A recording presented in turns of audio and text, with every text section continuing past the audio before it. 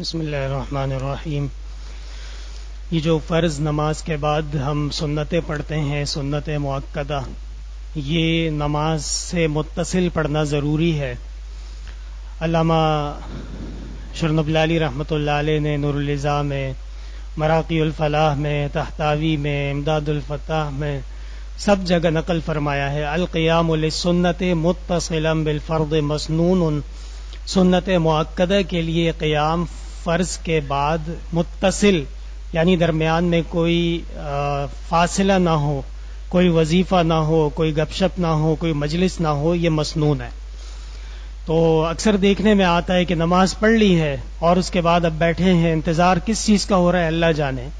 بہتر یہ ہے کہ پہلے سنن مؤکدہ سے فارغ ہو لیا جائے، اس کے بعد پھر جتنے بھی وظائف ہیں، دعائیں ہیں، وہ تسلی سے کر لی جائیں. سوال پوچھا ہے کہ بچوں کو سزا کے طور پر گنجا کرنا کیسا ہے جبکہ وہ نہ چاہتا ہو. دیکھیے، یقیناً جناب نبی کریم صلی اللہ علیہ وسلم نے بال پر عمل بھی فرمایا ہے اور اس کو پسند بھی فرمایا ہے.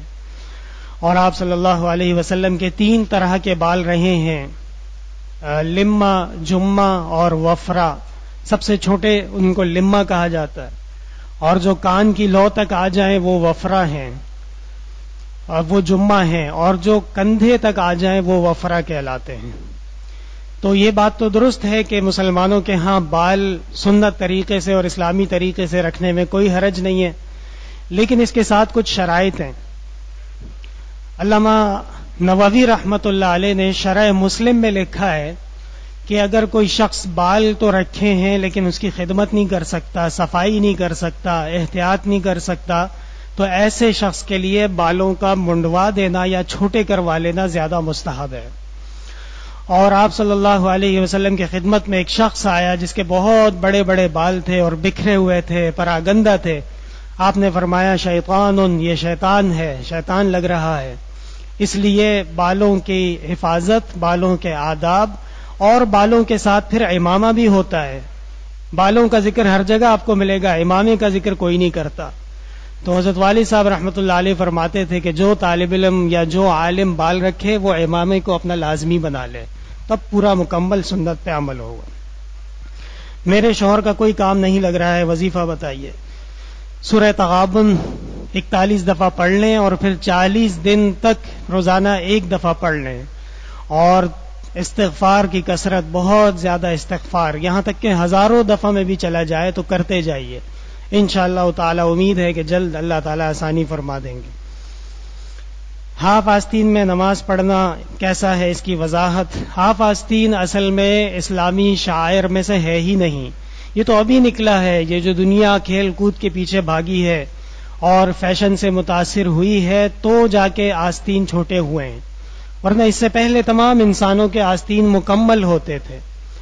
اور حدیث میں آتا ہے کہ جناب نبی کریم صلی اللہ علیہ وسلم نے فرمایا ہے کہ اللہ تعالیٰ نے مجھے حکم فرمایا ہے ان اسجد علی 7 اعظم، کہ میں سجدہ کیا کروں 7 ہڈیوں پہ. سجدے میں جو جو مقامات آپ سنت کے مطابق لگتے ہیں. وَأَلَّا أَكُفَّ، اور میں آستینوں کو نہ لپیٹوں. باقاعدہ یہ حدیث میں موجود ہے. اور اسی طرح تمام فقہ کی معتبرات، جتنی بھی معروف کتابیں ہیں فقہ کی، وہ آپ اٹھا کے دیکھ لیجئے. اس میں لکھا ہوا ہے کہ نماز کی حالت میں اگر کسی کی کوہنیاں نظر آتی ہیں، کھلی ہیں، تو ایسی نماز مکروہ ہے.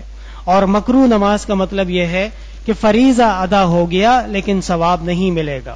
ایسی عبادت جس میں ثواب نہ ہو، کیا فائدہ ہو ایسی عبادت. طلاق نامے پر 3 طلاق کے دستخط کرنے کے بعد میاں بیوی ساتھ رہتے ہیں، کیا ایک ایسا حرام ناجائز ہے؟ اور طلاق تو ظاہر بات ہے، فَإِن طَلَّقَهَا فَلَا تَحِلُّ لَهُ مِن بَعْدُ. قرآن میں اللہ تعالیٰ فرماتے ہیں کہ اگر تیسری طلاق دے دی تو پھر اس کے لیے اس کی بیوی جائز نہیں ہے. حَتَّى تَنكِحَ زَوْجًا غَيْرَهُ، یہاں تک کہ کسی اور سے شادی نہ ہو جائے.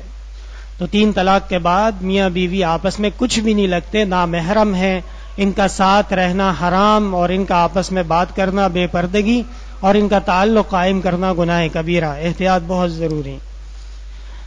اگر مرد کا روزہ نہ ہو اور بیوی کا روزہ ہو تو کیا مرد اس حالت میں بیوی سے استفادہ نہیں، بالکل بھی نہیں، ہرگز نہیں. ہمارے ہاں علماء نے اجازت دی ہے اور کہتے ہیں کہ جناب نبی کریم صلی اللہ علیہ وسلم نے حضرت عائشہ صدیقہ رضی اللہ عنہا راویہ ہیں کہ کچھ اس میں گنجائش ہے روزے کی حالت میں خواتین کے قریب جانے کی، لیکن حضرت عائشہ خود فرماتی ہیں کہ وہ پیغمبر تھے اور تم ایک عام انسان ہو. پیغمبر صلی اللہ علیہ وسلم کو اللہ تعالیٰ نے جو ہمت، جو حوصلہ، جو سنجیدگی عطا فرمائی ہے وہ ہر کسی میں نہیں ہے. تو اس لیے احتیاط بہت زیادہ ضروری ہے، ورنہ روزہ ضائع ہو جائے گا. تہجد کی نماز با جماعت پڑھنا ثابت ہے؟ نہیں. آپ صلی اللہ علیہ وسلم نے جب بھی نفل نماز پڑھائی ہے وہ تراویح ہی ہے. یہی تو سارا مسئلہ ہے کہ آپ صلی اللہ علیہ وسلم رمضان المبارک میں رات میں تشریف لائے مسجد نبوی میں، اور آپ نے نماز شروع کی، صحابہ آپ کے پیچھے کھڑے ہوتے گئے، یہاں تک کہ ایک جمع غفیر اور ایک عظیم جماعت بن گئی. آپ صلی اللہ علیہ وسلم نے فرمایا کہ مجھے اس بات کا خوف ہے کہ یہ تم لوگوں پہ فرض کر دی جائے گی اور میری امت کے لوگ سستی کریں گے، نہیں پڑھیں گے. اس لیے آپ نے درمیان میں باقاعدہ اس میں ناغہ فرمایا، گھر پہ عبادت فرمائی. آپ نے جو نفل میں امامت فرمائی ہے وہ تراویح ہے، وہ تہجد یا اس کے علاوہ کوئی نماز نہیں ہے. اس لیے امام ابو حنیفہ رحمۃ اللہ علیہ نے تہجد میں یا قیام اللیل میں یہ جو نفلی نمازیں ہوتی ہیں اس کی جماعت کو مکروہ قرار دیا، نہیں کرنی چاہیے، احتیاط ضروری ہے. اور اس کی حکمت یہ ہے کہ اگر ہر نماز کی جماعت شروع ہو گئی تو فرائض اور سنن خلط ملط ہو جائیں گے، لوگوں کو پتہ نہیں چلے گا کہ فرض ظہر کی نماز زیادہ ضروری ہے یا رات میں جو نفل پڑھی جا رہی ہے وہ زیادہ ضروری. احتیاط ضروری.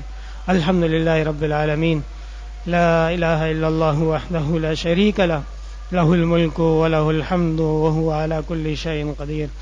اللہم انت السلام ومنک السلام، تبارکت یا ذا الجلال والاکرام.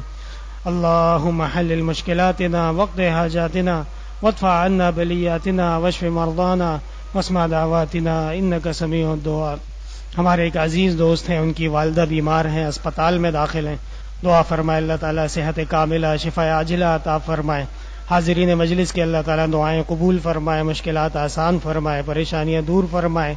ہمارے اموال میں، ہمارے اولاد میں، ہمارے کام کاج میں اللہ تبارک و تعالی مدد، نصرت اور برکات نازل فرمائے. جامعہ عربیہ احسن العلوم اور پاکستان اور اس کا چپا چپا ذرہ ذرہ اللہ تعالیٰ دن دگنی رات چگنی ترقیات عطا فرمائے.